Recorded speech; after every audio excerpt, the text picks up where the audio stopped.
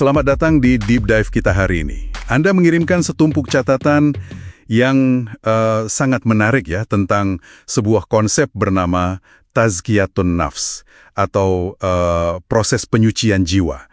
Jadi misi kita adalah membedah apa sih sebenarnya ini, lalu bagaimana kerangka 3 tahap dari Imam Al-Ghazali itu bekerja, dan yang terpenting, gimana kita bisa menerapkannya. Ada satu kutipan dari Al-Quran di catatan Anda yang langsung jadi hooknya ya. Dari surat Asy-Syams, sungguh beruntung orang yang menyucikannya dan sungguh rugi orang yang mengotorinya. Ini terdengar fundamental sekali. Betul, dan disinilah insight pertamanya kan, kata tazkiyah itu sendiri ternyata punya makna ganda. Jadi bukan cuma membersihkan, tapi sekaligus menumbuh kembangkan. Ini mengubah cara kita melihat perbaikan diri loh. Kebanyakan dari kita kan fokusnya menambah kebiasaan baik. Tapi konsep ini bilang, tunggu dulu, bersihkan dulu kebunmu dari ilalang sebelum menanam bunga. Prosesnya harus 2 arah gitu. Kalau tidak, yang baik akan selalu terganggu oleh yang buruk. Oke, jadi bukan cuma soal menambah, tapi juga mengurangi. Saat saya baca catatan Anda, saya langsung tertarik dengan kerangka 3 tahap ini. Takhli, tahali, tajali. Kedengarannya sangat sistematis ya.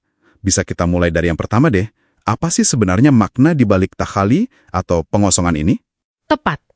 Tahali itu fondasinya. Coba bayangkan Anda mau bangun rumah kan. Oke. Anda nggak bisa langsung mendirikan tembok di atas semak belukar. Harus dibersihkan dulu lahannya. Nah itu dia. Dalam konteks jiwa, semak belukar ini adalah sifat-sifat buruk. Seperti kibir atau kesombongan, hasad atau iri dengki, dan riya. Beramal hanya untuk pamer ya? Betul. Jika ini tidak dibersihkan, amalan sebaik apapun akan rapuh. Masuk akal, masuk akal. Jadi kita sudah berhasil membersihkan wadahnya. Tapi wadah kosong kan nggak ada gunanya. Disinilah perjalanan kita berlanjut ke tahap konstruktif, yaitu tahali atau menghiasi. Apa saja perhiasan utama yang perlu kita pasang di hati kita yang sudah bersih ini? Nah, setelah yang buruk dibuang, ruang kosong itu harus segera diisi. Diisi dengan lawannya. Oh, lawannya. Iya, jadi kesombongan diganti dengan tawadu atau rendah hati. Iri dengki diganti dengan syukur. Rasa terima kasih. Betul, keluh kesah diganti dengan sabar.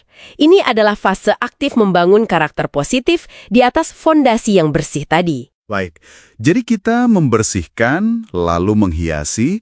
Puncaknya menurut catatan ini adalah tajali. Terus terang, konsep ini terdengar sangat abstrak. Terbukanya hijab antara hamba dan Tuhan.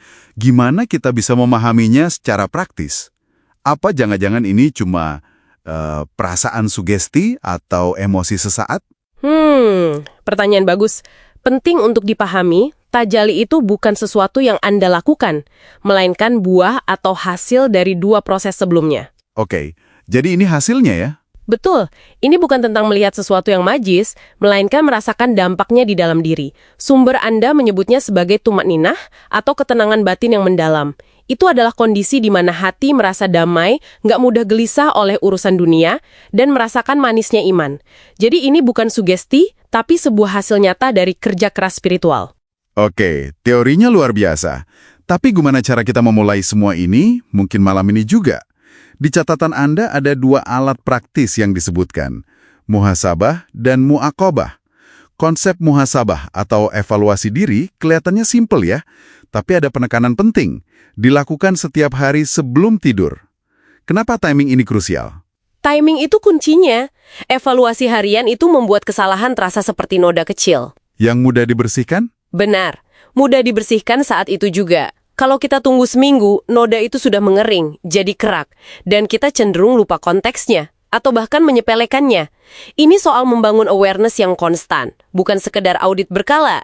Nah, sekarang kita sampai pada konsep yang jujur bikin saya sedikit ngeri. Mu'aqabah, atau memberi sanksi pada diri sendiri. Contohnya, kalau ketinggalan sholat jamaah, hukumannya sedekah. Bukankah menyesal dan bertaubat saja sudah cukup? Kenapa perlu ada hukuman segala? Ini semacam cara cerdas buat ngakalin ego kita sendiri biar disiplin. Mendidik ego ya? Betul. Sanksi ini bukan untuk menyiksa, tapi untuk mendidik.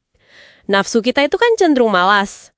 Kalau setiap kali melakukan kesalahan ada biayanya, misalnya harus keluar uang untuk sedekah atau harus puasa, maka secara psikologis kita akan berpikir 2 kali. Oh, jadi ada efek jerahnya. Ada efek jerah yang positif ya. Tujuannya bukan jadi manusia sempurna, tapi jadi orang yang cepat kembali saat salah jalan. Jadi kalau kita rangkum, peta jalan yang diusulkan Al-Ghazali ini sangat jelas ya. Mulai dari bersih-bersih sifat buruk, itu takhalli, lalu aktif mengisi dengan sifat baik, yaitu tahliyah, yang didukung oleh alat bantu harian kayak evaluasi diri, sampai akhirnya kita bisa merasakan buahnya. Buahnya berupa ketenangan batin, atau tajalli. Tepat sekali. Dan ini membawa kita pada satu pertanyaan penutup untuk Anda renungkan. Sumber Anda menyebutkan mujahadah, yaitu perang besar melawan hawa nafsu. Jadi pertanyaannya bukanlah apakah Anda memiliki hawa nafsu, tetapi pertempuran spesifik apa yang sedang Anda hadapi dengan diri Anda sendiri saat ini. Dan langkah praktis mana dari yang kita bahas, apakah itu muasabah atau muakabah, yang bisa menjadi senjata pertama Anda malam ini?